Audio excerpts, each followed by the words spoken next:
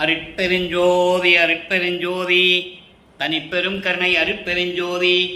எல்லா உயிர்களும் இன்புற்று வாழ்க, வள்ளல் மலரடி வாழ்க வாழ்க, கொல்லாவிரதம் குவளை எல்லாம் ஓங்குக, நல்லோர் நினைத்த நலம் பெறுக, நன்றி நினைத்த எல்லோரும் வாழ்க இசைந்து. உலக மக்களே, அறிவார்ந்த அன்பர்களே, ஆண்மநேய ஒருமைப்பாடுடைய அன்பர்களே, அருட்பெருஞ்சோதி ஆண்டவருடைய திருவிளையாடலை பார்த்து கொண்டிருக்கிறோம். அருட்பெருஞ்சோதி ஆண்டவர் இந்த பிரபஞ்சம் தோன்றிய காலத்திலிருந்தே எத்தனையோ திருவிளையாடல்கள் செய்து கொண்டிருந்தார்கள். கிரேதயுகம், திரேதயுகம், துவார யுகம், கலியுகம், 4 யுகங்களிலுமே அவர்கள் செய்த திருவிளையாடல்களை கணக்கில் அடங்காது. பிரம்மன், திருமால், ருத்திரன், மகேஸ்வரன், சதாசிவம் போன்ற பதத்தலைவர்களை படைத்து அவங்களுக்கு தேவையான உலகங்களையும் கொடுத்து 5 தொழிலையும் கொடுத்து இந்த பிரபஞ்சத்தை இயக்க வைத்தார்கள். ஆனால் அவர்கள் சமயங்களையும் மார்க்கங்களையும் உருவாக்கி, சமய தலைவர்களையும் மார்க்கங்களுடைய தலைவர்களையும் உருவாக்கி மக்களை வழிபட செய்து விட்டார்கள். அவங்களுக்கு கற்பனைக்கு ஏற்றபடி ஆலயங்களை அமைத்து அதன் பிறகு வழிபாட்டு முறைகளை அமைத்து மக்களை வழிபட செய்து விட்டார்கள்.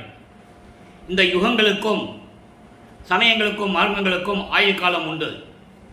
இந்த ஆயுள் காலம் முடிந்தவுடனே உலக மக்களுக்கு தேவையான ஒரு ஆன்மீக மார்க்கம் தேவை என்பதற்காக சுத்த சன்மார்க்கத்தை நிறுவி தன் மகன் செல்வப்பிள்ளையிடம் ஒப்படைப்பதற்காக தனது மகனை ஒரு தாயின் வழியாக இந்த பூலோகத்திற்கு வருவிக்க செய்தார் அருட்பெருஞ்சோதி ஆண்டவர். எத்தனையோ பதத்தலைவர்களும் தத்துவத்தினுடைய தலைவர்களும் தோன்றினார்கள். சிவபெருமான் நெற்றிக்கண்ணிலிருந்து முருகனை தோற்றுவித்தார், பார்வதி விநாயகரை தோற்றுவித்தார். எப்படி எத்தனையோ சமயத்துடைய தலைவர்கள் தத்துவங்களின் அடிப்படையிலே தோற்றுவித்து அதற்கு ஏற்றபடி செயலாற்றி கொண்டிருந்தார்கள். ஆனால் இந்த சமயங்களும் மார்க்கங்களும் முடிவென்ற காலகட்டங்களில் மக்களுக்கென்று ஒரு ஆன்மீக பாதை வேண்டும் என்பதற்காகத்தான் அருட்பெருஞ்சோதி ஆண்டவர் தன்னுடைய செல்வ பிள்ளையை இந்த பூலோகத்திற்கு வருவிக்க செய்தார்கள். அதன் பிறகு திருவற்பாவிலிருந்து நமது பிள்ளைப்பெருமான் உருவை திருவற்பாவிலிருந்து ஒவ்வொரு பதிகத்திலிருந்தும் ஒவ்வொரு பாடல்களிலிருந்தும் எப்படியெல்லாம் அருட்பெருஞ்சோதி ஆண்டவருடைய திருவிளையாடல் நடந்தன என்பதை நாம் பார்த்து கொண்டிருக்கிறோம். 1823ஆம் ஆண்டு கலியுகத்தினுடைய கடைசி கட்டத்தில் 1900ஆம் ஆண்டு கலியுகம் முடிந்துவிட்டது என்பதை வள்ளற்பெருமான் அவர்கள் தெளிவாக நமக்கு அருளியிருக்கிறார்கள். அப்போ அந்த கடைசி கட்டத்தில் இந்த வேலைகளெல்லாம் முடிந்தவுடனே, சமயங்களும் மார்க்கங்களுடைய நிலைகளெல்லாம் முடிந்தவுடனே 1823ஆம் ஆண்டு 5/10/1823ஆம் ஆண்டு தனது மகனை ஒரு தாயின் வழியாக இந்த மண்ணுக்கு வருவிக்க செய்தார். அந்த காலகட்டங்களில் சமயங்களும் மதங்களும் மார்க்கங்களும் எப்படியெல்லாம் தூண்டு கொண்டிருந்தன, சமயங்களிலும் மதங்களிலும் மார்க்கங்களில் சொல்லப்பட்ட நெறிமுறைகளை எப்படியெல்லாம் மக்கள் பின்பற்றி கொண்டிருந்தார்கள் என்பதை இந்த 4 யுகங்களிலுமே நீங்கள் புராணங்களிலோ காவியங்களிலோ நீங்கள் பார்த்திருக்கலாம், கேட்டிருக்கலாம், படித்திருக்கலாம். ஆனால் அந்த நிலைகள் மாற வேண்டும்.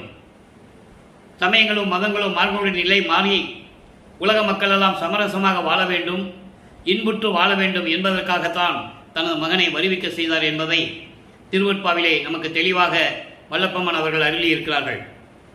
ஒரு தாயின் கருவறையிலே 10 மாதங்கள் இருக்கும்போது எப்படியெல்லாம் அருட்பெருஞ்சாண்டவர் தன் மகனுக்கு திருவிளையாடல் செய்து மகனை காப்பாற்றினார் என்பதையும், சிதம்பரத்திலே 5 மாத குழந்தையாக இருக்கும்போது நமது குழந்தை இறைவனுக்கு எப்படி தனது தந்தை அருட்பெருஞ்சாண்டவர் சிதம்பர ரகசியத்தை காட்டினார் என்பதையும் எல்லாம் நாம் படிப்படியாக பார்த்து விட்டோம். இப்போ வருவிக்கவுற்று 8 ஆண்டுகள் வரையிலும் எந்த விதமான அருளையும் தன் மகனுக்கு அவர் கொடுக்கவில்லை. 9வது ஆண்டிலே ஆட்கொண்ட பிறகு, அதாவது 1823ஆம் ஆண்டு தொடங்கி 1874 ஆண்டுகள் வரை, அதாவது 51 ஆண்டுகள் வரை 8 பிரித்து தன் மகனுக்கு அருளை கொடுத்து கொண்டிருக்கிறார்கள். அதனை நாம் திருவற்பாவிலிருந்து ஒவ்வொரு திருமுறையிலிருந்தும் பாடல்களிலிருந்தும் பார்த்து கொண்டிருக்கிறோம்.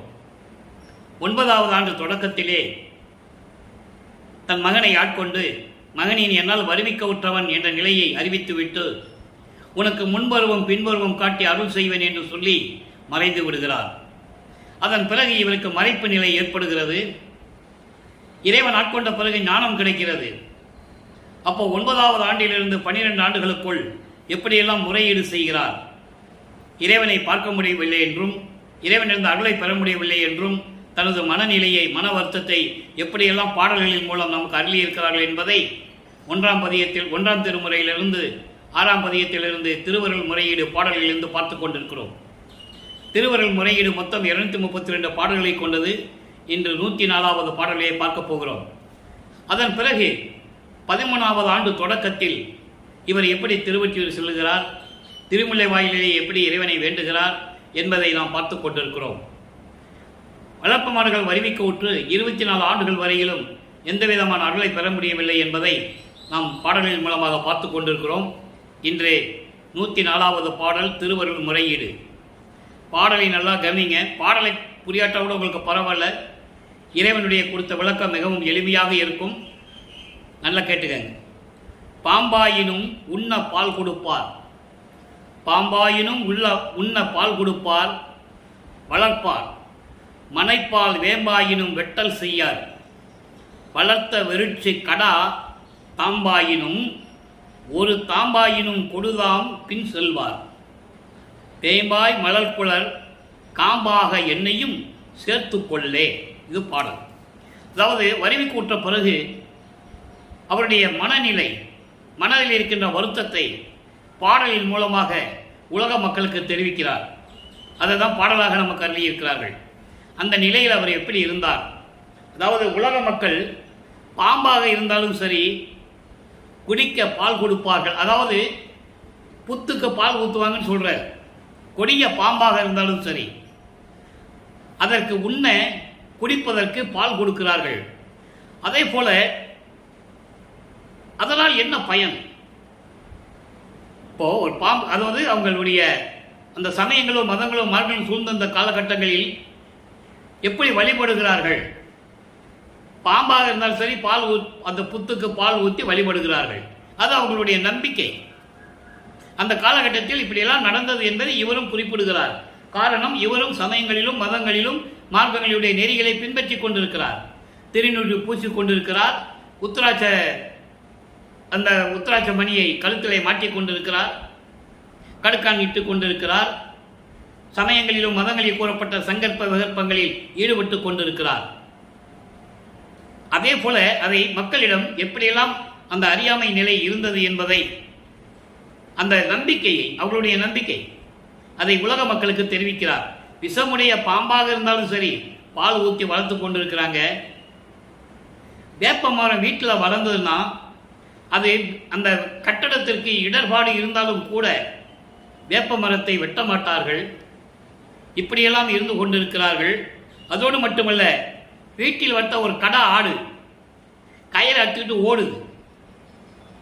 கடா ஆடு கயிறு அறுத்துக்கிட்டு ஓடுது, வெறிச்சுக்கிட்டு ஓடுது. அதை பிடிக்க முடியாமல் பின்னாலே சென்று ஓடிக்கொண்டிருக்கிறார்கள். அந்த நிலையில் என் மனம் இருந்து கொண்டிருக்கிறது. நானும் தெரு தெருவாக சுற்றி கொண்டிருக்கிறேன்.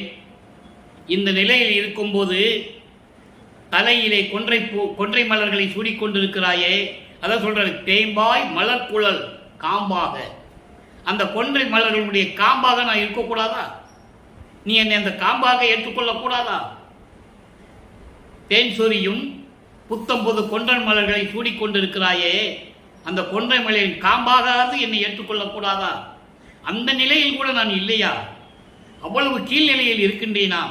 இறைவனே, என்னை ஏற்றுக்கொள்ள மாட்டாயா என்று சொல்லி முறையீடு செய்கிறார்.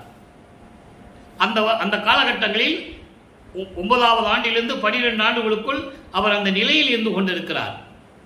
இறைவனால் வருவிக்க உற்றவன் என்ற நிலை தெரிந்தும் கூட வெளியே சொல்ல முடியல. மறைப்பு நிலை இருந்து கொண்டிருக்கிறது. அந்த நிலையில் இருக்கும்போது தன்னுடைய மன குமுறலை, மன வருத்தத்தை உலக மக்களுக்கு தெரிவித்துக் கொண்டிருக்கிறார்கள். இந்த நிலையில் இருக்கும்போது 13வது ஆண்டு பிறக்கும்போது, அதாவது வருவிக்க உற்று 13வது ஆண்டிலே இவர் திருவொற்றியூர் செல்லுகிறார். அங்கே 2ஆம் திருமுறை உதயமாகிறது. இதுவரைக்கும் நம்ம அதில் 11 பதியங்களை பார்த்துட்டு திருவொற்றியூரில் என்ன நடந்ததுன்னு நம்ம பார்த்துட்டோம். 12வது பதியம் திருமுல்லை வாயிலுக்கு போனார். இப்போ 13வது பதியம் திருமுல்லை வாயிலை எப்படி விண்ணப்பம் வைக்கிறார்? 16 ஆண்டுகளுக்குள் வல்லப்பமானர்கள் வருவிக்க உற்று 16 ஆண்டுகளுக்குள், அதாவது ஈரெட்டு, இவர் திருமுல்லை வாயிலுக்கு போயிருக்கார். அங்கே விண்ணப்பம் வைக்கிறார். காரணம் இவர் அப்போ அவர் எங்கே சொன்னாலும் நடந்து தான் போகணும். அதற்கு நிலைகள், அதுக்கு மேலே நிலைகள் மாறுது. அவர் நடக்க வேண்டிய அவசியம் இல்லை, பறந்து போவார். ஒரு நெடியிலே எங்கே வேணாலும் இருப்பார், எத்தனை வடிவங்களில் வேணால் இருப்பார், உருவத்தில் வேணால் இருப்பார். அதை நம்ம படிப்படியாக இப்போ இன்றைக்கி நம்ம பார்க்க போகிறோம். இப்போ நடந்து செல்றார், திருமுல்லை வாயிலில் போய் விண்ணப்பம் வைக்கிறார். திருமுல்லை வாயில் திரு விண்ணப்பம் இன்று 3வது பாடல். வளம் கொள்ளும் முல்லை வாயிலில் மேவிய குளம் கொள் கண் குருமணியே. அப்போ சமயங்களும் மார்க்கங்களும் எல்லாம் சிவபெருமானை எப்படி சொல்லிட்டு இருந்தாங்க, உருவப்படுத்தினாங்கன்னா, பாம்பை கழுத்துறை சுற்றிய இறைவன், கங்கையை தலையில் சுமந்த இறைவன், நெற்றிக்கண் உடையவன், இப்படியெல்லாம் சொல்லுவாங்க. அதை தான் இவரும் சொல்றாரு, சொல்லிதான் ஆகணும், காலத்தின் கட்டாயம் அது. அப்போ திருமலை வாயிலில் சொல்றாரு, செழிப்புடன் அழகு கொஞ்சம் சூழலில் இருக்கின்ற திருமுல்லை வாயிலில் இருக்கின்ற குளம் கொள் கண் குருமணியே. குளம் கொள் கண் என்பது நெற்றிக்கண். நெற்றிக்கண் உடைய இறைவனே, உன்னை உள்ளம் கொள்ளும்படி உன் திருக்கோயில் இக்களம் கொள் நெஞ்சினன் கண்டதும் கண்டதே. இது பாடல். என்ன சொல்றான்னா, திருமுல்லை வாயிலில் இருக்கின்ற நெற்றிக்கண் உடைய இறைவனே, நான் உன் திருக்கோயிலுக்கு நான் வந்துவிட்டேன். உன்னை உள்ளத்தில் நினைந்து உன் திருக்கோயில் முன் நின்று கொண்டிருக்கிறேன். உன்னை உள்ளத்தில் நிறுத்த இந்த குற்றம் நிறைந்த மனம் கொண்டவன் உன்னை கண்டதும் எல்லா உண்மைகளையும் தெரிந்து கொண்டேனே என்று சொல்லுகிறார். கண்டதும் கண்டதே.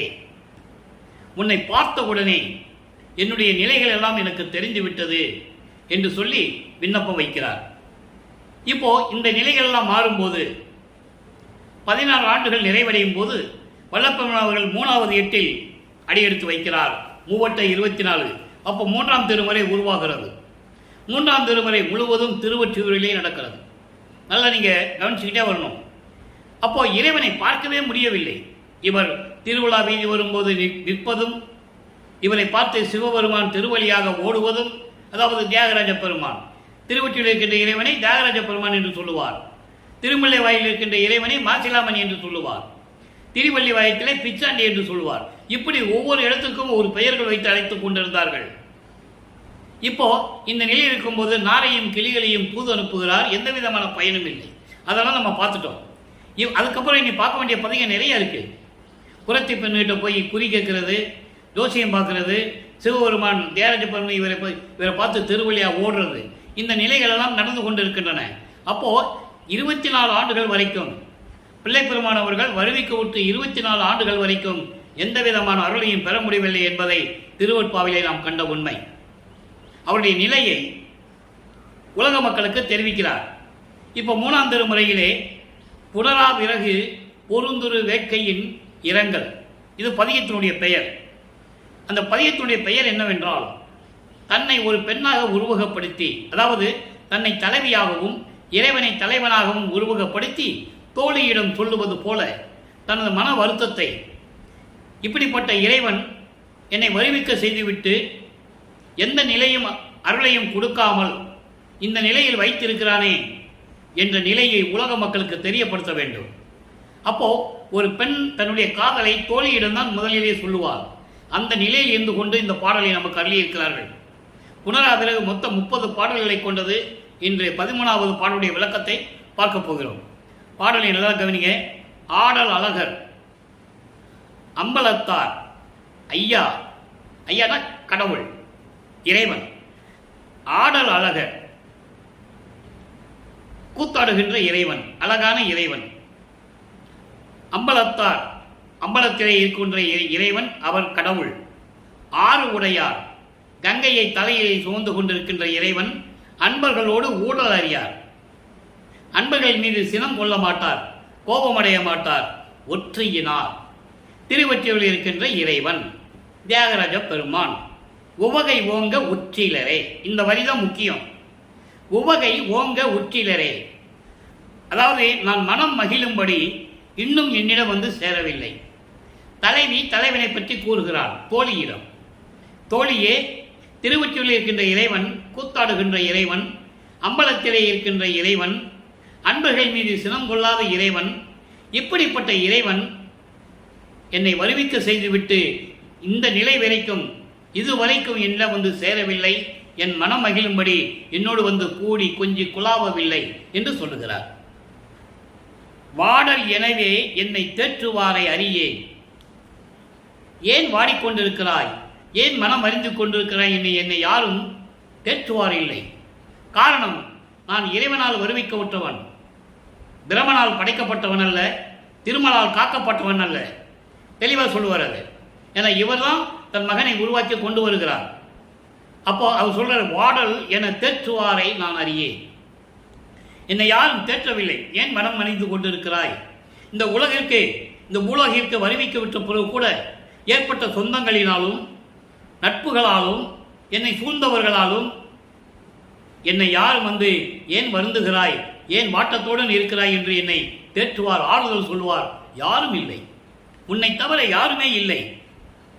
வாய்ந்தவரை தேடலறியேன், வாய்ந்தவரை தேடலறியேன். எனக்கு கிடைத்த தலைவனை, எனக்கு கிடைத்த கணவனை எப்படி தேட வேண்டும் என்று கூட எனக்கு தெரியவில்லை. என் தோழியே, என்னடி நான் செய்வது ஒன்றும் தெரிந்திலனே, என்ன செய்வது எனக்கு தெரியல என்று தோழியிடம் சொல்லுவது போல இந்த பாடலை நமக்கு அள்ளியிருக்கிறார்கள். இந்த பாடலுடைய மைய கருத்து உலக மக்களுக்கு தெரிவிப்பது வல்லற்பமான் என்னவென்றால், உலக மக்களே, நான் இறைவனால் வருவிக்க உற்று 24 ஆண்டுகள் வரையிலும் பல துன்பங்களையும் அனுபவித்து விட்டேன். நான் இறைவனுடைய மகன் என்று தெரிந்தும் கூட வெளியே சொல்ல முடியாத ஒரு சூழ்நிலையில் இருந்து கொண்டிருக்கிறேன். திருவொற்றியூரிலும் சரி, திருமுல்லைவாயிலும் திருமுல்லைத்தாயிலும் சென்று இறைவனை தேடி எந்த பலனும் இல்லை. இன்னும் என்னிடம் வந்து வருந்தாதே மகனே என்று சொல்லி எந்த ஆறுதலும் என்னை சொல்லவில்லை. இந்த உலகத்திலே வேற ஆறுதல் சொல்லுவதற்கு வேறு யாரும் இல்லை. அதோடு மட்டுமல்ல, நான் கிடைத்தவரையும் என்னுடைய இறைவனையும் நான் தேடி தேடி பார்த்து அலைந்து விட்டேன். இனி எப்படியெல்லாம் தேடுவது என்று எனக்கு தெரியவில்லை. உலக மக்களே, நான் இந்த நிலையில் இருந்து கொண்டிருக்கிறேன் என்று சொல்லி பாடல்களின் மூலமாக நமக்கு அறிவித்திருக்கிறார். இப்போ இந்த நிலைகள் எல்லாம் மாறுகிறது. இப்போ திருவொற்றியூர் திருமலைவாயிலாம் போய் பார்த்து இறைவனை தேடி பார்த்து ஒன்றும் பிரயோஜனம் இல்லை. அதனால் இவர் என்ன செய்கிறார், மன உறுதியுடன் தன்னுடைய வீட்டிற்கு வந்து அறையை தாழ்பாலிட்டுக் கொள்ளுகிறார். அறையை பூட்டி உள்ள தாப்பா போட்டுறார். அவர் வந்தால் திறக்கட்டும், இறைவன் வந்து திறக்கட்டும், இனிமேல் நம்ம எங்கேயும் போகிறது என்ற மனநிலையில் இருந்து கொண்டு தாழ்பால் போடுகிறார். அதன் பிறகு மகனுடைய நிலையை அறிந்த பிறகு இனிமேல் மகனை வருத்தமடைய செய்யக்கூடாது என்ற நிலை உருவாகிறது இறைவனுக்கு. இப்போ இந்த நிலையில் இருக்கும்போது வல்லப்பமானவர்கள் வருவிக்க உற்று 4வது எட்டில் இருந்து கொண்டிருக்கிறார். 4 8 32 வருவிக்க உற்று 32 ஆண்டுகள் வரைக்கும், அதாவது 12வது ஆண்டிலிருந்து 32 ஆண்டுகள் வரைக்கும் 20 ஆண்டுகள் நமது பிள்ளை பெருமானவர்கள் எப்படி வருத்தப்பட்டிருப்பார்கள், எப்படி துன்பப்பட்டிருப்பார்கள், எப்படி ஏளனமாக பேசப்பட்டிருப்பார்கள் என்பதை நீங்கள் நினைத்து பார்க்க வேண்டும். அவர் தெரியும், அவர் இறைவனுடைய மகன் வருவிக்கொண்ட நிலை தெரிந்தும் கூட இந்த நிலையில் இருந்து கொண்டிருக்கிறார். காரணம், அருட்பஞ்சாண்டவர் தன் மகனை பக்குவப்படுத்துகிறார். சமயங்களிலும் மதங்களிலும் மார்க்கங்களில் இருக்க செய்ய வைக்கிறார். இவரை அறியாமலேயே சரியை கிரிய யோகம் என்ற 12 நிலைகளையும் கடக்க வைக்கிறார். உருவங்களை பார்த்து வழிபடுவது, மந்திரம் சொல்லி வழிபடுவது, யோக நிலையில் இருந்து கொண்டு வழிபடுவது, இந்த 12 நிலைகளையும் தன் மகனை கடக்க செய்ய வேண்டும். அவர் சரியை கிரிய யோகம் என்ற 12 நிலைகளையும் கடந்து கொண்டிருக்கிறார் அவரை அறியாமலேயே. அதன் பிறகு அந்த வீட்டுக்குள்ள உட்கார்ந்த பிறகு தாழ்பா போட்டாச்சு. இப்ப இறைவன் வருகிறார், வந்து எப்படியெல்லாம் அருளை கொடுக்கிறார் என்பதை பாடலின் மூலமாக நமக்கு அள்ளியிருக்கிறார்கள். அதற்கு முன்பாக 27வது ஆண்டில் வருவிக்க விட்டு 27வது ஆண்டில் சின்னம்மையார் அவர்களுக்கு தாலி கட்டி, இதை தினமும் சொல்லிதான் அந்த திருவிளையாடலை திருவெட்பாய் இருக்கின்ற வரைக்கும், அருட்பஞ்சாண்டுடைய திருவிளையாடல் சொல்லுகின்ற வரைக்கும் தனக்கொடி அம்மையாருடைய நிலையை உலக மக்களுக்கு தெரியப்படுத்தி தான் ஆக வேண்டும். ஏன்னா அதுவும் இறைவனுடைய திருவிளையாடல். எப்படி புராணங்களிலும் காவியங்களிலும் ஒரு பெண்ணுக்கு சாபம் ஏற்பட்டு விட்டால் அந்த சாப விமோசனத்துக்காக ஒரு நிலையை சொல்லியிருப்பார்கள். உதாரணத்துக்கு சொல்ல வேண்டும் என்றால், நான் எப்பயுமே அன்பர்களை திருவெட்பா பற்றி பேசும்போது மற்ற நூல்களை பற்றி எதையும் நாம் பேசுறதில்லை. இருந்தாலும் ஒரு சில தவிர்க்க முடியாத காரணத்தினால் உலக மக்களுக்கு உணர்த்த வேண்டும் என்பதற்காக ஒரு சில உதாரணங்களை நான் சொல்லுவது உண்டு. கௌசிக முனிவனால் தன் மனைவிக்கு அகலிக்கு சாபம் கொடுத்த போது இந்திரனால் ஏற்பட்ட நிலைமை அது. சாபம் கொடுத்த கல்லாக கடவாய் என்று சாபம் கொடுத்தும் போது சாம விமோசனம் எப்படி என்று அவள் கேட்கும்போது ராமர் பாதம் பட்டால், ராமாவதாரத்தில் பாதம் பட்டால் உனக்கு விமோசனம் கிடைக்கும். இப்போ அந்த பாவம் எப்ப, அந்த சாபம் எப்ப கிடைக்குதுன்னா கிரேத யுகத்தில் கிடைக்குது. கிரேதத்துடைய கடைசி கட்டத்தில், பரசுராமனுடைய அவதாரனுடைய கடைசி கட்டத்தில் இந்த நிலை ஏற்படுகிறது. அப்ப கிரேத யுகம் தொடர்ந்த உடனே ராமருடைய பாதம் போடும்போது அவளுக்கு விமோசனம் கிடைக்கிறது. அந்த இதே போலதான் அந்த நிலையை தான் இங்க உருவாகிறது. அந்த அம்மாவிற்கு ஏற்பட்ட பிறவைகளிலே ஏற்பட்ட ஊழ்வினைகள், கர்ம வினைகள் எல்லாம் நீங்க வேண்டும் என்றால் வல்லப்பமானவர்கள் அந்த பெண்ணிற்கு தாலி கட்ட வேண்டும். அப்போ தாலி கட்ட வேண்டும் என்றால் அக்கா மகளாக வந்து இங்கே பிறக்க வேண்டும். நல்லா புரிஞ்சுக்கணும் நீங்க. அந்த பெண்ணுக்கு இவர் தாய் மாமனாக வேண்டும். அதற்கு பாடல்ல சொல்லியிருக்காரு. அந்த துணை விளக்கங்களை நான் ஏற்கனவே கொடுத்துட்டேன். ஒரு மாத பெற்று மகன் பொருட்டாக உவந்து முன்னம் ஒரு மாமனாகி வழக்குரைத்தாய், என் வழக்கு உரைத்ததற்கு இரு நிலத்து போல் வேடங்கட்டி இருத்திக்களோ என்று சொல்லுவார். நீ வேஷம் மட்டும்தான் போடணும். யாருக்கு நீ யாருன்னு தெரியக்கூடாது, எதுக்காக நீ எதை செய்யறன்னு தெரியக்கூடாது. நான் சொல்ற வரைக்கும் நீ வேஷம் மட்டும்தான் போடணும். பூலோகத்துக்கும் விண்ணுலகத்துக்கும் வேஷம் மட்டும்தான் போடணும்னு சொல்லுவார். அந்த நிலையில் இருந்து கொண்டு இவருக்கு அந்த நிலை ஏற்படும் போது தனக்கோடி அம்மையாருக்கு திருமாங்கல்யம் பூட்டி அந்த அம்மையாருக்கு விமோசனத்தை காட்டி மோட்ச வீட்டை காட்டி விடுகிறார். அந்த நிலை அதோடு முடிகிறது. ஏனென்றால் அந்த பற்றுகளை அறுக்க வேண்டும். மண்ணாசை, பெண்ணாசை, பொன்னாசையுடைய விடயங்களை நீக்க வேண்டும். இப்படி நிலைகளெல்லாம் மாற வேண்டும்.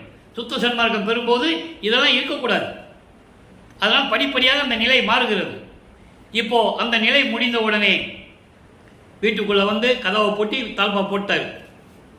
யாருக்கும் தெரியாது. மானிட பிரிவுகளுக்கு இறைவனை எப்படி வராரு, இவங்க ரெண்டு பேரும் எப்படி பேசி உரையாடுறாங்க, எத்தனை பேர் இருந்தாலும் யாருக்கும் தெரியாது. ஏன்னா திருமணத்திலேயே இவர் தாலி கட்டும் போது திருமணத்திலேயே அங்க பிரம்மன், திருமால், ருத்திரன் எல்லாம் வந்து வாழ்த்துறாங்க. அவங்க ஏன் வந்தாங்கன்னு பின்னால் சொல்லுவார் பாடல. எப்படியாவது அற்பஞ்சு வேண்டார பார்த்துடணும் அவங்க வந்து உட்கார்ந்துருக்காங்க. ஆனா இவர் அவங்க வந்ததுனால இவர் மகனுடைய திருமணத்துக்கு கூட வரல. அது பாட்டில் சொல்லுவார். அப்போ அந்த மனம்லாம் எப்படி கஷ்டப்பட்டதெல்லாம் சொல்லுவார். அதன் பிறகு 2 குதிரை மாட்ட தேரில் வந்து எப்படி அவரை வாழ்த்தினார்கள்லாம் சொல்லுவார். அந்த நிலைகள்லாம் நம்ம பின்னால் பார்ப்போம். இந்த நிகழ்ச்சியை மட்டும் நீங்கள் மனசில் வச்சுக்கங்க. ஏன்னா தனக்கொடி அம்மையாருக்கு தாலி கட்டுனது, அங்கே வந்து அவங்கெல்லாம் பிரம்மன் திருமாலாம் உட்கார்ந்து வாழ்த்துனது, இவர் வராமல் இருந்தது, பின்னால் தேரில் வந்து மகனை வந்து வாழ்த்திட்டு போனது, இதெல்லாம் நீங்கள் மனசில் வச்சுக்கங்க. அந்த நிகழ்ச்சி வரும்போது உங்களுக்கு ஈஸியாக புரியும். அதுக்காக தான் இதை நான் சொல்கிறேன். அதுக்கப்புறம் தாழ்பா போட்ட உடனே இப்போ இறைவன் எப்படி வருகிறார், அதை பாடல் எப்படி சொல்கிறாருன்னா அருட்பிரகாச மாலையில் பார்க்குறோம். அருட்பிரகாச மாலையில் இன்னைக்கு 29வது பாடல். மொத்தம் 100 பாடல். 100 பாடலையும் ஒவ்வொரு விதமாக எப்படியெல்லாம் வந்து அருளை கொடுத்தாருன்னு சொல்லுவார். அப்போ இந்த நிலையில் இருக்கும்போது வல்லப்பெருமானவர்கள் 4வது எட்டில், அதாவது 32வது ஆண்டில் இருந்து கொண்டிருக்கிறார். 32வது ஆண்டில் இருந்து கொண்டிருக்கும் போது இது நடக்கிறது. நல்ல பாட்டை கவனிங்க. படைப்பவனும் காப்பவனும் பற்பல நாள் முயன்றும் பார்க்க விரும்பினும் கிடையா பாதமலர். எப்படிப்பட்ட திருவடி! படைப்பவன் பிரம்மன், காப்பவன் திருமால். பிரம்மனும் திருமாலும் பற்பல நாள், பல ஆண்டுகள், கற்பகோடி ஆண்டுகள், பல யுகங்கள் தேடியும் பார்க்க முடியாத திருவடிகள்.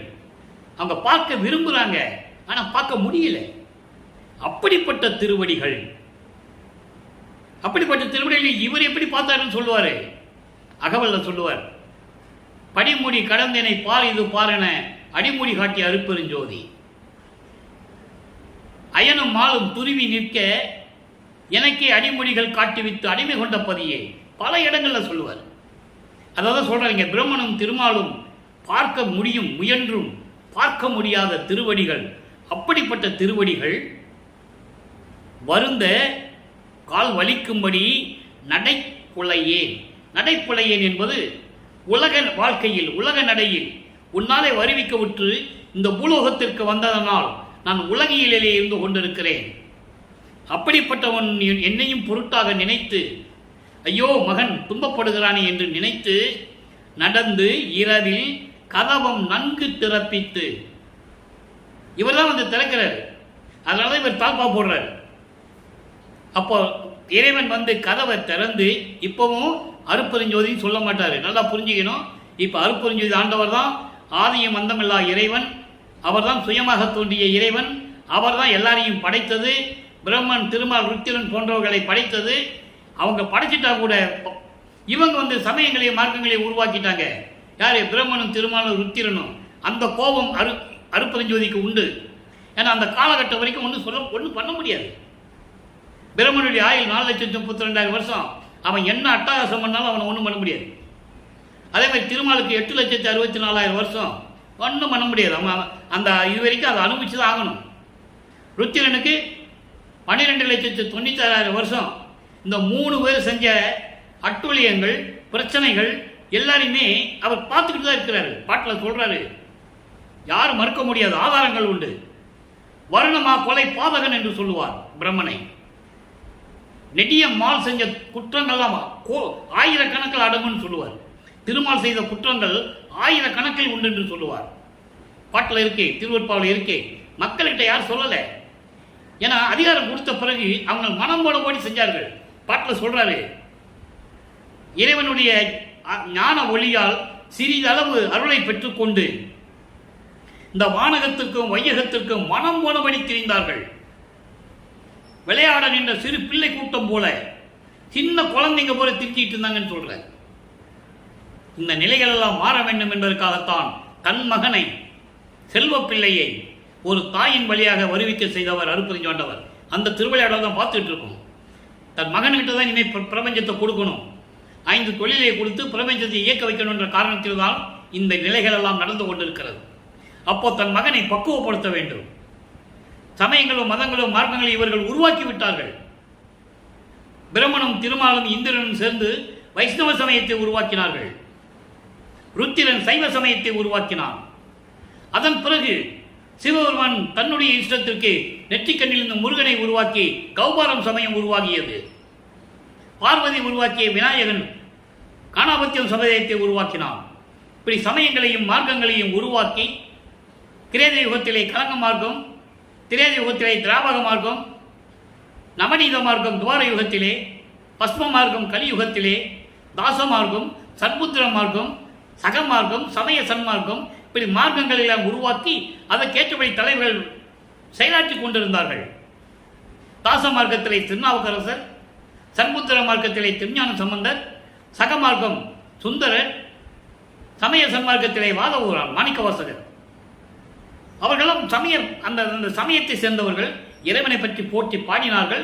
இறைவனர்களை பெற்றார்கள், முக்தி அடைந்தார்கள்.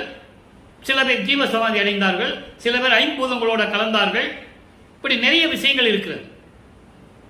நிறைய விஷயங்கள் திருவற்பாவிலே பல உண்மைகள் இருக்கிறதை இந்த உண்மைகளை மூடி மறைத்து விட்டார்கள். வெளியே யாரும் சொல்லலை. அதை வல்லப்பமன் திருவற்பாவிலே சொல்லுகிறார். மாணிக்கவாசகர் காற்றில் கலந்தவர், சுந்தரன் உருவத்தோடையே ஆகாயத்தில் சென்றவர், திருஞான சம்பந்தர் திருமணத்தின் போது வளர்க்கப்பட்ட வேள்வியிலே நெருப்பிலே கலந்தார்கள், திருநாவுக்கரசர் தண்ணியிலே கலந்தார், பட்டினத்தார் மண்ணிலே கலந்தார். இப்படி பஞ்சபூதங்களோடு கலந்தவர்கள் நிறைய பேர் உண்டு. ஜீவ சமாதியானார்கள், முக்தி அடைந்தார்கள். ஞான சித்திக்கு யாரும் வரவில்லை. ஒருவர் தான் இந்த பிரபஞ்சத்திலேயே இறைவனுக்கு அப்புறம் ஞான சித்தியை பெற்றவர் வல்லப்பமன் ஒருவர் தான் என்பதை திருவற்பாவிலே கண்கூடா கண்ட உண்மை. திருமுந்தியார் பதிகத்திலே 64வது பதிகம், திருமுந்தியார் பாடலிலே கடைசி பாடல் 10வது பாடல். முத்தியை பெற்றேன், அம்முத்தியினால் ஞான சித்தியை உற்றேன். எல்லாம் முத்தி தான் கடைசி நிலை சென்று சொல்லி ஏமாந்து விட்டார்கள். அதுக்கு மேல அவங்களுக்கு தெரியாது. சுத்த சன்மார்க்கம் தெரிஞ்சிருந்தாதான் ஞான சித்தி இருந்திருக்கு தெரியும். இவ்வளவு உண்மைகள் அங்கே இருக்கு. ஞான சித்தியை பெற்றேன் என்று உந்திப்பெற, அதன் பிறகு சொல்லுவார் சித்தன் ஆனேன் என்று உந்திப்பெற. நான் கடவுளாயிட்டேன்னு சொல்லுவாரு. நான் கடவுளாயிட்டேன்னு சொன்னது இந்த பிரபஞ்சத்தில் வல்லப்பன் ஒருவர் தான், வேற யாருக்கும் அந்த தகுதி இல்லை என்பதை இங்கு நான் பதிவு செய்ய கடமைப்பட்டிருக்கிறேன். வல்லப்பமானே சொல்லுவார், திருவற்பால் சொல்லியிருக்காரு, எல்லாம் தத்துவத்தின் அடிப்படையில் வந்தவர்கள். இவர்கள் தனிப்பெரும்பதியாகிய அருட்பெருஞ்சோதி ஆண்டவருடைய அருளுக்கு கோடான கோடி பங்கு கீழ்த்தரத்தில் இருக்கின்றார்கள். அவர்களை வழிபட வேண்டிய அவசியம் இல்லை என்று சொல்லுவார். கடவுள் நிலை இல்லை என்று சொல்லுவார். அவர்கள் ஏற்றபடி சித்து பெற்றார்கள். அவர்களுடைய அருள் அந்த ஒரு எல்லைக்கு உட்பட்டதுதான். அதுக்கு மேல அவங்களால் ஒன்றும் செய்ய முடியாதுன்னு சொல்றார். கர்ம சித்தி, யோக சித்தி பெற்றவர்கள். ஆக இந்த நிலையில் இருக்கும்போது இப்படி அந்த கதவை திறந்து வந்த இறைவன் ஒன்று நல்கியதும் அன்றி, ஒன்று என்பது அருள் கொடை. இப்ப இறைவனை கதவை பூட்டிட்டாரு, அவர் வந்து தாப்பா திறக்கிறாரு. தாப்பா திறந்து உள்ள வந்து மகனே என்று அழைத்து ஒரு அருள் கொடையை கொடுக்கிறார். நல்கியதும் அன்றி, கொடுத்தது மட்டுமல்லாமல் இடைப்படு நாளினும் வந்து, அண்டர்லைன் நல்லா கவனிக்கணும், இடைப்படு நாளினும் வந்து. இடைப்படு நாள் என்பது அடிக்கடி வந்து, ஏன்னா விலைக்கு சொல்லணும். அருள் கொடையை கொடுத்துட்டாரையா, இவர் வாங்கி வச்சுக்கிட்டாரு, திரும்பி அவர் வராரு, வந்து அதனுடைய அருள் சக்தியை சொல்லணும். அப்போ இது என்ன அருள் கொடை இன்னைக்கு நம்ம பாடலில் பார்க்க போகிறோம். பின்னால் 6ஆம் திருமுறை வரும்போது தான் அதை சொல்லுவார். அது வரைக்கும் ஒன்று கொடுத்தாரு அப்படின்னு சொல்லிக்கிட்டே வருவார். அதே மாதிரி 3ஆம் திருமுறை வரைக்கும் நமச்சிவாயா, சிவாய நம, சிவாய நம, ஓம் நமச்சிவாயா, இப்படியெல்லாம் சொல்லிக்கிட்டே வருவார். தியாகராஜ பெருமான், மாசிலாமணி, திருவள்ளி தாயத்தில் இருக்கிற பிச்சாண்டி, இப்படியெல்லாம் சொல்லி, நடராஜன், தில்லையில் இருக்கிற நடராஜன், இப்படியெல்லாம் சொல்லிக்கிட்டே வருவார். ஆனால் 4ஆம் திருமுறை வரும்போது அங்கே இருக்காது. ஏன்னா அவருக்கு தெரியும், இனிமேல் சமயங்களையும் மதங்களையும் மார்க்கங்களையும் கடக்க வேண்டும், இந்த சைவ சமய தலைவர்களுடைய பெயர்களை சொல்லக்கூடாதுன்னு அவருக்கு தெரியும். அதனால் இங்கே சொல்ல மாட்டார். நல்லா இந்த பாட்டில் கூட நீங்கள் கவனிச்சுக்கிட்டே வரலாம். கதவை திறந்து கொடை ஒன்று நல்கியது அன்றியும் இடைப்பட்ட நாளினும், இடையே வந்து இதய மயக்கமெல்லாம் இரிந்திட செய்தனை. என் இதயத்தில் இருந்த கேள்விகளையும் அந்த சந்தேகங்களையும் அந்த மயக்கங்களையும் எரித்து விட்டாய் என்று சொல்ல. எரிந்திட என்பது எரித்து விட்டாய், நீக்கி விட்டாய். எப்படி? அப்போ சமயங்களிலும் மதங்களிலும் மார்க்கங்களில் ஏற்பட்ட குற்றங்கள், இது தேவையில்லை, உலக மக்களுக்கு அறிவித்து விடு என்று சொல்லிய போது அதை 4ஆம் திருமுறை பிரசாத மாலையிலே சொல்லுவார், 3ஆம் பதியத்தில் சொல்லுவார். அந்த விளக்கத்தை நம்ம பார்த்துட்டோம். எப்படின்னா அதை ஞாபகப்படுத்த விரும்புகிறேன். ஒரு சின்ன விளக்கம். எல்லாரும் கோயிலில் போயிட்டு எல்லாம் கை நீட்டி திருநூறு வாங்கிட்டு இருக்காங்க. இறைவன் வந்து கொடுத்துட்டு இருக்காரு. இறைவன் வந்து மற்றவங்களுக்கு தெரியாது, ஏதோ சாமியார் அடியார் வந்து கொடுத்துட்டு இருக்காருன்னு கொடுத்து எல்லாம் வாங்கிட்டு இருப்பாரு. இவர் போய் கை நீட்டுவார். தெரியும் இவருக்கு, அவருக்கும் தெரியும் மகன் இங்கே இருக்கிறான்னு தெரியும். இவர் கை நீட்டும் போது அவர் சிரித்துக்கிட்டே சொல்லுவார், இனிமேல் உனக்கு தேவையில்லை மகனே, நீ அடுத்த நிலைக்கு சென்று கொண்டிருக்கிறாய். உனது தேகமே திருநீற்று தேகம். பிரவண தேகத்துக்கு திருநீற்று மனம் உண்டு, திருநூறு மனம் உண்டு. சுத்த தேகத்துக்கு மல்லிகைப்பூ மனம் உண்டு. ஞான தேகத்துக்கு கற்பூர மனம் உண்டு. இனிமேல் உனக்கு தேவையில்லை மகனே, நீ அறிவித்து விடு என்று சொல்லி விடுவார். அந்த விளக்கத்தெல்லாம் நம்ம பார்த்துட்டோம். இப்போ அந்த நிலையில் இருக்கும்போது எனக்கு எல்லா மயக்கத்தையும் தீர்த்து, மாயைகளையும் மயக்கங்களையும் எல்லாம் தீர்த்து, சமயங்களிலும் மதங்களிலும் மார்க்கங்களிலெல்லாம் இருக்கிற நெறிகளை எல்லாம் எரிய செய்து விட்டாய், சாம்பலாக்கி விட்டாய். உந்தன் இன்னருள் என் என்பேன். உன்னுடைய அந்த அருளை நான் என்னவென்று சொல்லுவேன்? தடைப்படும் மாறில்லாத பேரின்ப பெருக்கே. நல்லா கவனிக்கணும். தடைப்படும் மாறில்லாத பேரின்ப பெருக்கே. சமயங்களும் மதங்களும் மார்க்கங்களும் என்ற தடைகள் இல்லாத பேரின்பமான இறைவனே. அதை தான் அகவலிலே சொல்லுவார். சாதி மதமும் சமயமும் பொய்யென ஆதியில் உணர்த்திய அருப்பெருஞ்சோதி. சாதி மதமும் சமயமும் காணா ஆதி அனாதையாம் அருப்பெருஞ்சோதி. சாதி மதம் சமயமும் பொய்யன்னு சொல்லுவார் ஞான சரியில்லை. அப்படி எதுவுமே இல்லாத இறைவன் தெளிவா சொல்ற. தடைமாறி இல்லாத அப்படிப்பட்ட இறைவனே, தனிமன்றில் ஆனந்த தாண்டவம் செய்யும் அரசே. தனிமன்றில் அருளோடு விளங்கிக் கொண்டிருக்கின்ற அம்பலத்திலே அருள் நடனம் செய்து கொண்டு திருவிளையாடல் செய்து கொண்டிருக்கின்ற இறைவனே என்று சொல்லி இந்த பாடலை எழுதியிருக்கிறார்கள். ஆக அன்பர்களே, 32வது ஆண்டில், வருவிக்க உற்ற 32வது ஆண்டில் இறைவன் வந்து தன் மகன் முன் எழுந்தருளி காட்சி கொடுத்து அருளை கொடுத்து கொண்டிருக்கிறார். ஒவ்வொரு பாடல் மூலமாக நம்ம பார்த்துக்கிட்டு இருக்கோம். இப்போ 33வது ஆண்டு தொடங்குகிறது. பழப்பமானவர்கள் 5வது ஆண்டில் இருந்து கொண்டிருக்கிறார். 33வது ஆண்டிலிருந்து 40 ஆண்டுகளுக்குள் என்ன நடந்தது, அந்த 8 ஆண்டுகளில் அவர் பெற்ற அருள்களெல்லாம் எப்படி, இறைவன் யார், உண்மையான இறைவன் என்பதை இப்போ உலக மக்களுக்கு தெரிவிக்கிறார். நல்லா கவனிங்க. 6ஆம் திருமுறை பதிகம் 37 அருள் விளக்க மாலை. அருள் விளக்க மாலையிலிருந்து ஆரம்பம்.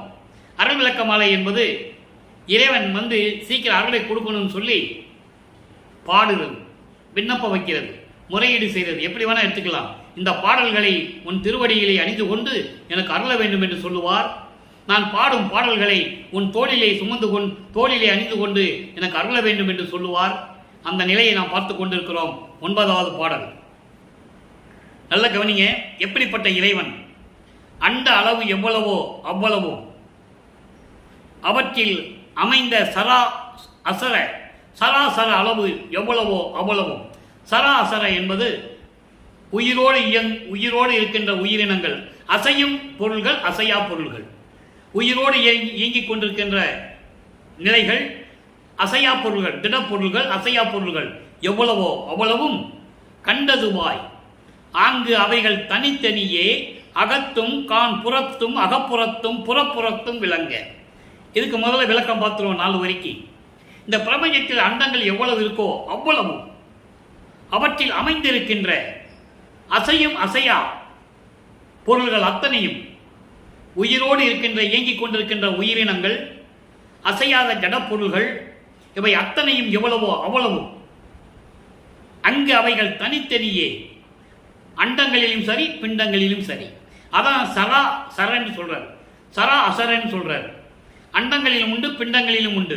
அண்டங்களிலே அகம் என்பது சூரியன், அகம் என்பது அக்னி, அகம் என்பது அக்னி.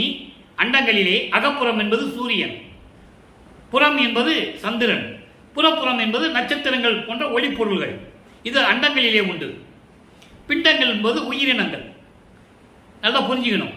ஏன்னா அண்டங்களுக்கும் உலகங்களுக்கும் உயிர் கிடையாது. அதான் திடப்பொருள்கள் என்று சொல்லுவார்.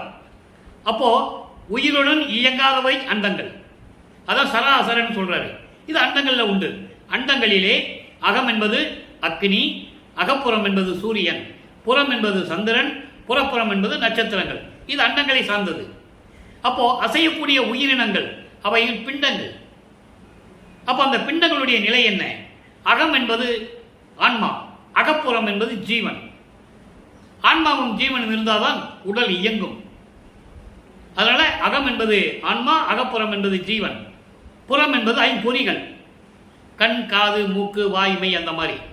புறப்புறம் என்பது அந்த கரணங்கள், மனம், சித்தம், புத்தி, அகங்காரம் போன்ற அந்த கரணங்கள். இப்படி இந்த நிலைகளெல்லாம் அண்டங்களிலும் பிண்டங்களிலும் உண்டு.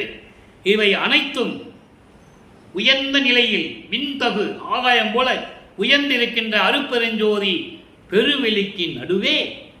பெருவெளி என்பது பரவெளி, பரம்பரவெளி, பராபரவெளி, அப்புறம் இருப்பது பெருவெளி. பெருவெளிக்கு மேல ஒரு வெளி இருக்கு, சுத்த சிவஞான வெளி. இந்த பெருவெளிக்கு நடுவே விளங்கி ஒரு பெருங்கருணை கொடி நாட்டி. பெரும் கருணை கொடி என்பது கருணையை அருள் கருணையோடு நிலைநாட்டி அருளாம் தந்தகும்போர் தனி செங்கோல் நடத்தி. அதன் திரு அருள் செங்கோல் அரசாட்சி என்று சொல்லுவார். அப்போ அந்த பெருவெளிக்கு நடுவிலே தனி அரசாட்சி செய்து கொண்டிருக்கின்ற திருச்சிற்றம்பலத்திலே திருவிளையாடல் செய்து கொண்டு அருளாட்சி செய்து கொண்டிருக்கின்ற இறைவனே, என் மாலையும் தாளில் அணிந்து அருளே, திருவடியில் ஏற்றுக்கொண்டு எனக்கு அருள வேண்டும் என்று சொல்லுகிறார். இறைவனுடைய நிலையை சொல்லுகிறார். அண்டங்களிலும் பிண்டங்களிலும் எப்படி இருந்து கொண்டிருக்கிறார், எந்த நிலையில் இருந்து கொண்டிருக்கிறார் பெருவெளிக்கு நடுவே, இந்த நிலையை சொல்லி இறைவனுடைய சிலையை விரைந்து வந்து எனக்கு அருள்வாயாக என்று இங்கிருந்து முறையீடு செய்கிறார். இப்போ மகன் முறையீடு செஞ்சவுடனே, மகன் முறையீடு செய்த உடனே தந்தை வர வேண்டும் அல்லவா? அந்த காட்சியை, கண்கொள்ளா காட்சி என்ற பதியத்திலே 40வது பதியத்திலே இன்று 9வது பாடல். நல்ல கவனிங்க. கண்கொள்ளா காட்சி. இறைவன் எப்படி வருகிறார், மகனிடம் எப்படி அருளை கொடுக்கிறார் என்பதை இந்த பாடலிலே நமக்கு அருளியிருக்கிறார்கள். எப்படிப்பட்ட இறைவன்? தலைத்தானை, தன்னை ஒப்பார் இல்லாதானை, தானே தானானானை, தமையனேனை குலைத்தானை, என் கையில் ஓர் கொடை தந்தானை. இங்க சொல்றாரா என்ன கொடை? இப்போ அருட்பிரகாச மாலையில சொன்னாரு, ஒரு கொடையை கொடுத்துட்டு போனாருன்னு. இப்போ எங்க ஒரு சொல்றாரு, அதே தான் சொல்றாரு, என் கையில் ஒரு கொடை தந்தானை. என்ன கொடைன்றதை நம்ம பின்னால பார்ப்போம். குறை கொண்டு நின்றானை குறி நோக்கி அழைத்தானை. கதவை திறந்து வா மகனின்னு சொல்லி தானே கொடுத்தாரு 4ஆம் திருமுறையிலே அருட்பிரகாச மாலையிலே. அதே மாதிரி என்னை நோக்கி குறை கொண்டு நின்றானை குறித்து நோக்கி அழைத்தானை. அதாவது சொல்ற விதம் கருத்து ஒண்ணுதான், ஆனா செயல்பாடுகள் வேற. நல்லா புரிஞ்சுக்கணுங்க. அங்கே கதவை திறந்து வச்சு வெளியே ஒரு காலை வச்சு உள்ள வச்சு கூப்பிட்டு தான் கூப்பிடுவார் மகனே வான்னு. ஏன்னா உள்ளே போயிட்டோன்னா இவன் கதவை சாத்திட்டானா திருப்பி நம்ம வெளியே போக முடியாது, இவங்கிட்ட மாட்டிக்குவோன்னு அவருக்கு தெரியும். ஆனால் இங்கே அப்படி இல்லை. இங்கே எல்லாமே பெற்றாச்சு. சுத்த சன்மார்க்கத்திலிருந்து, பறக்கும் சக்தியிலிருந்து, ஏம சக்தியிலிருந்து எல்லாம் பெற்றாச்சு. சாகா கல்வியை கற்றுக்கிட்டாச்சு. அதை நம்ம ஏற்கனவே பாடலில் ஒவ்வொன்றும் பார்த்துட்டோம். ஒவ்வொரு தடவை தான் சொல்ல முடியும் ஒரு பாடல் இல்லையா? ஒவ்வொரு பாடலையும் எல்லாத்தையும் சொல்ல முடியாது. அப்போ எல்லாம் வாங்கின பிறகு குறை கொண்டு நின்றேனை குறித்து நோக்கி அழைத்தானை, வாமகனை என்று அழைத்தானை, அருளமுதம் அளிக்கின்றானை. இங்க அருளமுதம் கொடுக்கிறாரு. அருளமுதம் அளித்தானை, அச்சமெல்லாம் தவிர்த்தானை, அன்பே என்பால் இழைத்தானை, என் இதயத்து இருக்கின்றானை, எம்மானை கண்டு கழித்திருக்கின்றேனே. இவர் அருட்பிரகாசமாக இதை பாடுறாரு. இந்த மாதிரி உன் திருவடிகளில் பாடலெல்லாம் சமைப்பிக்கிறேன், சீக்கிரம் வந்து அருளை கொடுக்கணும்னு சொல்றாரு. அவர் வந்துட்டாரு. எப்படிப்பட்ட இறைவன் சொல்றாரு? அழைத்தானை, அருள் வல்லமம் கொண்டவனை, தனக்கு யார் நிகர் இல்லாதவனை, சுயமாக தோன்றியவனை, தானே தானானானே, சுயமாக தோன்றியவன், ஆதியம் அந்தமில்லா தோன்றிய சுயமாக தோன்றிய இறைவனை தான் தானே தானானன்னு சொல்றாரு. தமையனேனை குலைத்தானே, தமையனேனை குலைத்தானே. தமையனேன் என்பது ஏற்கனவே விளக்கம் கொடுத்திருக்கிறேன். உன்னாலே வரிவிக்கு விட்டு தனித்து விடப்பட்டவன், தனித்து விடப்பட்டவனை குலைத்தானை, சேர்த்து கொண்டானை, அணைத்து கொண்டானை. அதோடு மட்டுமல்ல, என் கையில் ஓர் கொடை தந்தானே, என் கையில் ஒரு அருள் கொடையை கொடுத்த இறைவனை. எப்படிப்பட்ட இறைவன்? குறை கொண்டு நின்றேனை குறித்து நோக்கி அழைத்தானே. சமயங்களிலும் மதங்களிலும் மார்க்கங்களில் இருந்தபோது பல குறைகள் குற்றங்கள் நடந்துவிட்டன. ஏனென்றால் சமயங்களிலும் மார்க்கங்களில் சொல்லப்பட்ட சங்கற்ப விகற்பங்களில் ஈடுபட்டு கொண்டு, திருநூறு பூசிக்கொண்டு, உத்ராட்ச மாலையை கழுத்திலே போட்டுக்கொண்டு, இப்படியெல்லாம் நான் இருந்த என்னை அந்த குறைகள் எல்லாம் நீக்கி, என்னையும் மனதில் நினைத்து கொண்டு, நம்மளால் தானே மகன் இப்படியெல்லாம் இருந்தான் என்ற நிலையை மனதில் வைத்துக்கொண்டு என்னை பார்த்து மகனே வா என்று அழைத்து என் கையில் அருள் கொடையை கொடுத்தவனை, அருள் அமுதம் அளிக்கின்றவனை. அருள் அமுதம் சாப்பிட்டா என்ன இருக்கும்? பசி இருக்காது, தூக்கம் இருக்காது. இவர் கருவிலேயே அருள் அமுதம் உண்டவர். இவருக்கு அறியாத காலங்களில் அந்த 9 ஆண்டுகள் வரையிலும் தான் உண்ட உணவெல்லாம் அமுதமாயிற்று என்று சொல்லுவார். ஏன்னா அப்போ அவருக்கு மறைப்பு நிலை இருந்தது.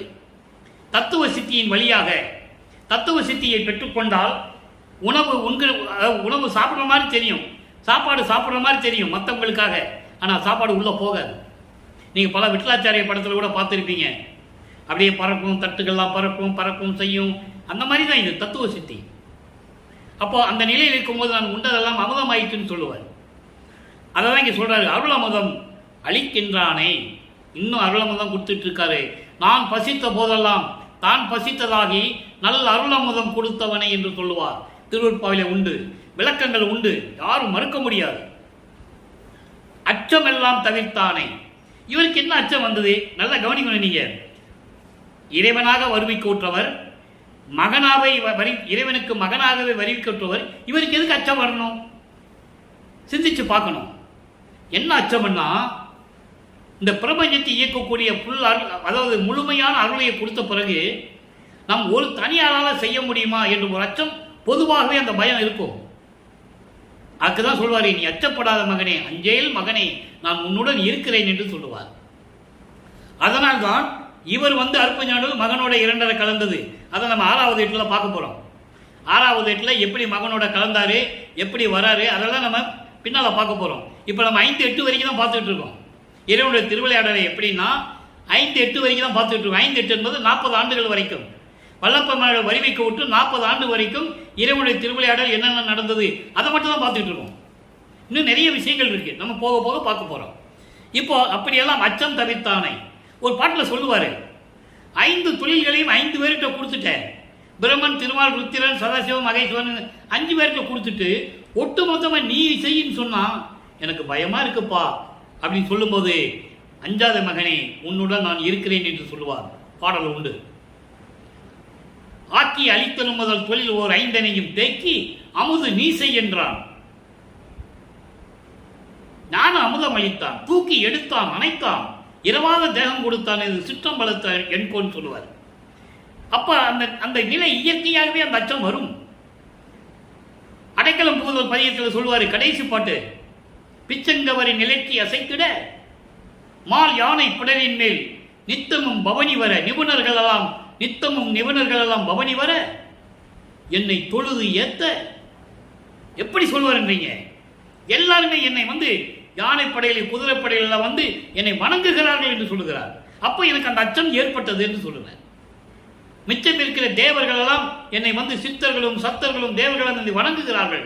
எனக்கு ஒரு அச்சம் ஏற்பட்டத என் தந்தையை என்று சொல்லும்போது அந்த அச்சத்தை தவிர்த்து என்னை ஆட்கொண்டு என்னை அடிமை கொண்டபதியே என்று சொல்லுவார். அதை தான் இங்கே சொல்றாரு. அப்படிப்பட்ட அச்சங்களை எல்லாம் தவிர்த்து என் மேல் அன்பு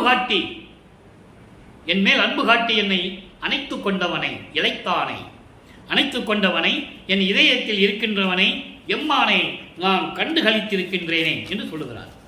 அதை காட்சி கழிப்பாக சொல்லுகிறார். 41வது பதிகத்திலே 9வது பாடல். அந்த காட்சி கழிப்பு எப்படி இருந்தது? தோய்ந்தானை என் உள்ளத்தே அன்பால் அன்பால் சூழ்ந்தானை யான் கொடுத்த சொற்பூமாலை வேய்ந்தானை என்னுடைய வினை தீர்த்தானை வேதாந்த முடிமேல் விளங்கினானை வாய்ந்தானை எய்ப்பிடத்தே வைப்பானானை மணிமன்றில் நடிப்பானை வரங்கள் எல்லாம் ஈந்தானை ஆய்ந்தவர்தம் இதயத்தானை எம்மானை கண்டு கழித்திருக்கின்றேனே. தோய்ந்தானை என் உள்ளத்தில் கலந்து கொண்டவனை, என்னுடைய அன்பால் என்னிடம் கொண்ட அன்பால் என்னை சூழ்ந்தானை, யான் கொடுத்த மாலைகளை எல்லாம் அருள் விளக்க மாலையை சொல்றேன், நான் விடுத்த பாடல்களை எல்லாம் ஏற்றுக்கொண்டு எனக்கு அருள் கொடுத்த இறைவனை, என்னுடைய வினை தீர்த்தானை.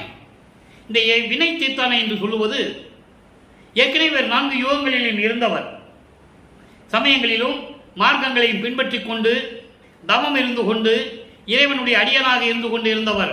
அதை பாடலிலே சொல்லுகிறார். 4 யுகங்களிலும் நான் இப்படியெல்லாம் இருந்தேன்னு சொல்லுவார். அப்போ எனக்கு ஏற்பட்ட அந்த ஊழ்வினைகள் சஞ்சீதம், பிராரத்தம், அகாமியம், இப்படி 3 வகையான ஊழ்வினைகள் இருக்கிறது. சஞ்சீதம் என்பது பல ஆண்டுகளாக நடந்தது அந்த ஊழ்வினைகள். பிராரத்தம் என்பது சென்ற யுகத்தில், அகாமியம் என்பது இப்போது. இப்படி 3 நிலைகள் இருக்கின்ற இந்த ஊழ்வினைகளை எல்லாம் தீர்த்தவனை. ஏன்னா அப்பதான் இறைவனாக்க முடியும் மகனை. அதை நீங்க நல்லா மனசுல வச்சுக்கணும். ஊழ்வினைகள் இருக்கக்கூடாது, உலக ஆசைகள் இருக்கக்கூடாது, பந்த பாசங்கள் இருக்கக்கூடாது. இப்படியெல்லாம் நிறைய நிலைகள் இருக்கின்றன. இதையெல்லாம் மாற்றணும்னா இதெல்லாம் முடிஞ்சுதான் அவருக்கு கடவுள் நிலைக்கு வரணும். அப்போ தன் மகனை மாற்றுகிறார். அருப்பஞாண்டவர் தன் மகனை அந்த நிலையிலிருந்து மாற்றுகிறார். அதான் உண்மை. இவருக்குன்னு தனி வினையெல்லாம் கிடையாது. அவர் உலக மக்களுக்கு தெரிவிக்கிறார். இப்படியெல்லாம் நிலையில் இருந்தால்தான் கடவுளாக முடியும் என்ற உண்மையை, அந்த சூட்சமமான விளக்கத்தை இப்படி கூறுகிறார். வேதாந்த முடிமேல் விளங்கினானை, வேதாந்தம், ஆகமந்தம், ஆகம நூல்கள் இவருடைய விளக்கங்களின் மேல் இருந்து கொண்டிருக்கின்றவனை வாய்ந்தானை எய்ப்பிடத்தே வைப்பேனானை. நான் ஏற்கனவே இதுக்கு இந்த எய்ப்பு என்ற விளக்கத்தை நான் ஏற்கனவே கொடுத்துருக்கேன். எய்ப்பு என்பது முதுமை காலம், மூப்பு வந்த காலம், பிற்காலத்தில் அப்படின்ற நிலைகள்லாம் வரும். இங்கே அப்படி கிடையாது.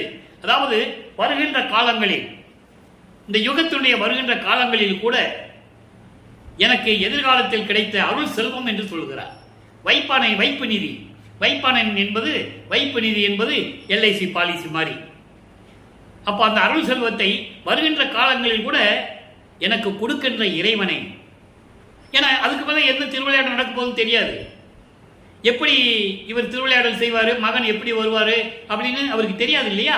அதெல்லாம் சொல்றாரு.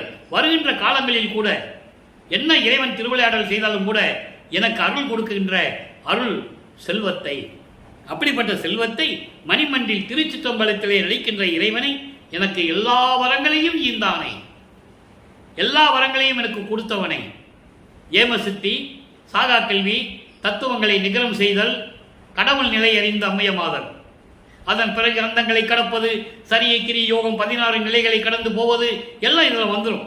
அப்படி எல்லா வரங்களையும் கொடுத்த இறைவனை ஆய்ந்தவர்த்தம் இதயத்தானை. இங்க ஆய்ந்தவர்த்தம் என்பது சுத்த சன்மார்க்கத்தில் இருந்து கொண்டு, பரோபகாரம் சத்து விசாரம் நிலையில் இருந்து கொண்டு இறைவனை இவன்தான் இறைவன் என்று ஆராய்ந்து நிறுத்திக் கொண்டவர்களே. அப்படின்னா யாரு? சுத்த சன்மார்க்கத்தை சேர்ந்த அன்பர்கள். சுத்த சன்மார்க்கத்தை சேர்ந்த அன்பர்கள் தான் இதெல்லாம் ஆராய்ச்சி செய்ய முடியும். கொலையும் புலையும் தவிர்த்து இருக்க முடியும். உயிர்களை கொலை செய்யாமல் இருக்க முடியும். உயிரின் மீது இரக்கம் காட்ட முடியும். தயமும் கருணையும் ஜீவர்களிடத்தில் காட்டுகின்ற நிலைமை சுத்த சன்மார்க்கத்தில் சேர்ந்தவருக்கு தான் 100% உண்டு. சமயங்களையும் மார்க்கங்களையும் மதங்களையும் சேர்ந்தவர்கள் பேசுவாங்க, அப்படியே போயிடுவாங்க. அதை அவங்களுக்கு தெரியாது.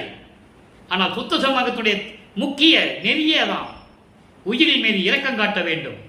உயிர்களை கொலை செய்யக்கூடாது. அப்படி அந்த உயிர்களை கொலை செய்த அந்த பிண்டங்களை உணவாக எடுத்துக்கொள்ளக்கூடாது. உருவங்களை வழிபடக்கூடாது. சமய சங்கற்ப விகற்பங்களிலும் ஈடுபடக்கூடாது. இந்த நிலைகளெல்லாம் சுத்த சன்மார்க்கத்துக்கு உண்டு. அதை தெரிந்த, அதை கடைபிடிக்கின்ற அன்பர்களின் இதயத்தில் இருக்கின்ற இறைவனை நான் கண்டு கழித்திருக்கின்றேனே என்று சொல்லி நிறைவு செய்கிறார். அடுத்து அருட்ஜோதி நிலை 46 பதிகம் இறைவனுடைய நிலையை சொல்லுகிறார். 9வது பாடல். எவ்வகைத்தான் தவம் செய்யணும் எய்தறிதாம் தெய்வம், எனக்கு எளிதில் கிடைத்து என் மனம் இடம் கொண்ட தெய்வம், அவ்வகைத்தாம் தெய்வம், அதற்கு அப்பாலாம் தெய்வம், அப்பாலும் பெருவெளிக்கே அப்பாலாம் தெய்வம். பெருவெளியை கடந்து தான் போகணும். பரவெளி, பரம்பரவெளி, பராபரவெளி, இந்த வெளிகளெல்லாம் கடந்து தான் போகணும். ஒவ்வகத்தே ஒளியாக ஓங்குகின்ற தெய்வம், கருணை உள்ளத்தோடு இருக்கின்ற தெய்வம், ஒன்றான தெய்வம், மிக நன்றான தெய்வம், செவ்வகைத்து என்று அறிஞரெல்லாம் சேர் பெரிய தெய்வம். அதாவது அருள் வளமும் கொண்ட ஒரே இறைவன் இந்த பிரபஞ்சத்திலே அருட்பெருஞ்சோதி ஆண்டவர் தான் என்று புகழக்கூடிய, அறிஞர்களெல்லாம் புகழக்கூடிய ஒரே தெய்வம், பெரிய தெய்வம், சிற்றவையில் விளங்குகின்ற தெய்வமதே தெய்வம். அதாவது இந்த பாடலுடைய சுருக்கம் சொல்லிடுறேன், நேரம் கடந்து கொண்டிருக்கிறது. இந்த பாடலுடைய சுருக்கம் என்னவென்றால், அதாவது எந்த வகையிலாவது தவம் செய்தாலும் கூட கிடைக்க அரிப்பரிய தெய்வம். அதாவது அவ்வளவு அரிதான நிலையில் இருக்கின்ற தெய்வம். எவ்வளவு தவம் செய்தாலும் சரி இறைவனை பார்க்க முடியாது. சுத்த சன்மார்க்கத்தில் இருந்தால்தான் இறைவனை பார்க்க முடியும். அப்படி எனக்கு எளிதில் கிடைத்த தெய்வம், எல்லாமே தெய்வம், அப்பாலுக்கு அப்பால் இருக்கின்ற தெய்வம், பெருவழிக்கு அப்பால் இருக்கின்ற தெய்வம், அப்படிப்பட்ட தெய்வம், கருணை உள்ள கொண்ட தெய்வம் என்று சொல்லி இந்த பாடலிலும் கருளி இருக்கிறார்கள். அடுத்து பேரானந்த நிலை 47வது பதிகம் பேரானந்த நிலையில் 9வது பாடல். பேரானந்தமான நிலை அவருக்கு எப்படி கிடைச்சது? வான்வளர் சிற்றம்பலத்து ஓங்கும் மாபெரும் கருணைபதியே. அதாவது அருள் வல்லமை கொண்டு திருச்சிற்றம்பலத்திலே விளங்கி கொண்டிருக்கின்ற கருணை உள்ளம் கொண்ட கடவுளே, அருட்பெருஞ் ஜோதியே, ஊன்வளர் உயிருக்கு உயிராய், உலகிலே படைக்கப்பட்ட அத்தனை உயிர்களுக்கும் உயிருக்கு உயிராய் விளங்கி கொண்டிருக்கின்ற இறைவன் அருட்பெருஞ்சோதி, எல்லா உலகமும் நிறைந்த பேரொளியே, எல்லா உலகங்களிலும் பரிபூர்ணமாக ஒளி வீசிக்கொண்டு பிரகாசத்தை கொடுத்து கொண்டிருக்கின்ற அருட்பெருஞ்சோதியே, மால் முதல் மூர்த்தி மாநிலைக்கு அப்பால் வயங்கும் ஓர் தனிவெளி மணியே. அதாவது மாயைகளும் மயக்கங்கள் இல்லாத நிலையில் மூர்த்தி மாநிலை. மூர்த்தி மாநிலை என்பது இந்த மூர்த்திகள் என்று சொல்லக்கூடிய இந்த ஐவர்களின் நிலைகளுக்கும் தாண்டி அதற்கு அப்பால் விளங்கக்கூடிய ஒரு வெளிநடுவே, சுத்த ஞான வெளிநடுவே இறங்கிக் கொண்டிருக்கின்ற அருட்பெருஞ் ஜோதியே. ஆக எல்லாரையும் தாண்டி இருக்கின்ற இறைவன், எல்லாவற்றுக்கும் முதன்மையான இறைவன்.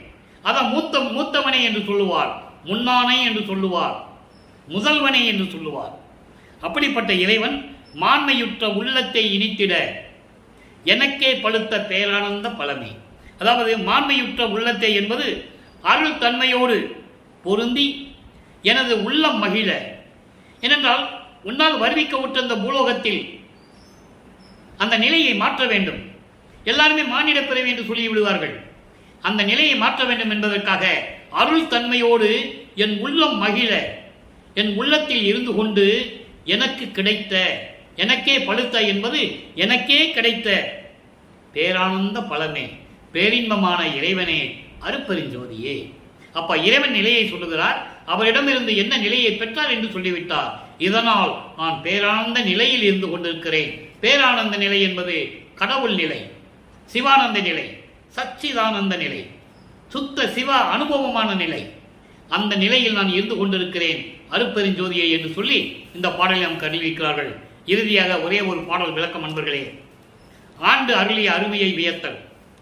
தன்னை ஆண்டு அருளிய அந்த தன்மையை வியந்து கூறுவது 9வது பாடல். மறைமொழி விளங்கும் பெரும் பொருள் என்கோ, மண்ணும் ஆகம பொருள் என்கோ, குறை முடித்து அருள் செய்யும் தெய்வமே என்கோ, குண பெரும் குன்றமே என்கோ, பிறைமுடிக்கு அணிந்த பெருந்தகை என்கோ, பெரிய அம்பலத்து அரசு என்கோ. கடைசியில் சொல்லுவாரே, இறைமுடி பொருள் என் உள்ளம் பெற அளித்து இங்கு என்னை ஆண்டு அருளிய நினையே. இது பாடல். இந்த விளக்கத்தை சுருக்கமாக சொல்லிடுறேன். வேதங்களின் விளக்கங்களுக்கு மேல், மறை என்பது வேதங்கள், 4 வேதங்கள், வேதங்களின் விளக்கங்களுக்கு மேல் விருந்து கொண்டிருக்கின்ற பெரும் கடவுளாகிய தனிப்பெரும் தளபதியாகிய அருப்பெருஞ்சோதி என்று உன்னை நான் சொல்லுவதா? ஆகம நூல்களின் 28 ஆகம நூல்கள் இருக்கின்றன. அவற்றின் விளக்கங்களுக்கு மேல், ஆகமுடி நூல்களுடைய விளக்கங்களுக்கு மேல் இருக்கின்ற இறைவன் என்று உன்னை நான் சொல்லுவதா? என்னுடைய குறைகள் எல்லாம் தீர்த்து சமயங்களிலும் மதங்களிலும் மார்க்கங்களில் இருந்தபோது எனக்கு ஏற்பட்ட அந்த குறைகள், சங்கற்ப விகற்பங்கள், அவற்றையெல்லாம் நீக்கி என்னை ஆண்டு கொண்ட தெய்வமே என்று உன்னை நான் சொல்லுவதா? குண பெருங்குன்றமே என்று சொல்லுவதா? என் குணம் கொண்ட இறைவன் என்று உன்னை நான் சொல்லுவதா? தன்மையத்தனாதல், தூய உடம்பினாதல், இயற்கை உணர்வினாதல், முற்றிலும் உணர்தல், இயற்கையாகவே பாசங்களை நீக்குதல், முடிவில் ஆற்றல் உடைமை, பேரருள் இன்ப உடைமை, வன்பில் இறை உடைமை. இப்படி 8 குணங்கள் உண்டு இறைவனுக்கு. இப்படி 8 குணங்கள் கொண்ட இறைவன் என்று நான் சொல்லுவதா? அதோடு மட்டுமல்ல, திருச்சிற்றம்பலத்தில் அரசாட்சி செய்து கொண்டு திருவிளையாடல் செய்து கொண்டிருக்கின்ற இறைவன் என்று உன்னை நான் சொல்லுவதா? அதோடு மட்டுமல்லாமல் இறைமுடி பொருள் என்பது கடவுள் நிலை. கடவுளுக்கு என்ன, அருப்பெருஞ்சோதி ஆண்டவருக்கு உனக்கு என்னென்ன அருள் ஆற்றல் இருக்கிறதோ அத்தனையும் என் உள்ளத்தில் அளித்து, என் உளம் பெற அளித்து, இறைமுடி பொருள் என் உளம் பெற அளித்து, உன்னுடைய கடவுள் நிலையை, உனக்கு இருக்கின்ற அருள் தன்மை அத்தனையும் என் உள்ளத்தில் பதித்து எனக்கு அளித்து என்னை ஆண்டு கொண்டாயே, உன்னை நான் என்னவென்று சொல்லுவது? எவ்வளவு அற்புதமா சொல்றான்னு நீங்க புரிஞ்சுக்கணும். அப்போ இறுதியாக இறைவனுடைய அருளை எல்லாத்தையும் பெற்றுக்கொண்டு நான் கடவுள் நிலையில் இருக்கின்றேன் என்று உலக மக்களுக்கு தெரிவிக்கிறார். இப்படி என்னை எல்லாம் ஆண்டு கொண்டு என்னை ஆட்கொண்ட இறைவனே, உன்னை நான் எப்படி சொல்லுவது என்ற நிலையோடு இன்றைய திருவிளையாடலுடைய பதிவை நாம் நிறைவு செய்கிறோம். எனவே அன்பர்களே, சுத்த சன்மார்க்கத்தில் இருந்து கொண்டு இறைவனை வணங்கி கொலையும் புலையும் தவிர்த்து சுத்த சைவ நெறியில் இருந்து கொண்டு இறைவனை வணங்கி இறைவனுடைய செல்வங்களை எல்லாம் பெற்றுக்கொண்டு அருளையும் பெற்றுக்கொண்டு இந்த வையகத்திலே நீங்கள் வாழ்வாங்கு வாழ வேண்டும், நோயற்ற வாழ்வில் வாழ வேண்டும் என்று இறைவனுடைய தயவாலையும் கருணையாலையும் வாழ்த்தி இந்த வள்ளலார் ஊழியன் விடைபெறுகிறேன். மீண்டும் நாளை சந்திப்போம். நன்றி, வணக்கம். அருட்பெருஞ்சோதி தனிப்பெரும் கருணை அருட்பெருஞ்சோதி. நாளையும் அருட்பெருஞ்சாண்டவருடைய திருவிளையாடல் தொடரும். கண்டு மகிழுங்கள். இறைவனுடைய அருளை பெற்றுக்கொள்ளுங்கள்.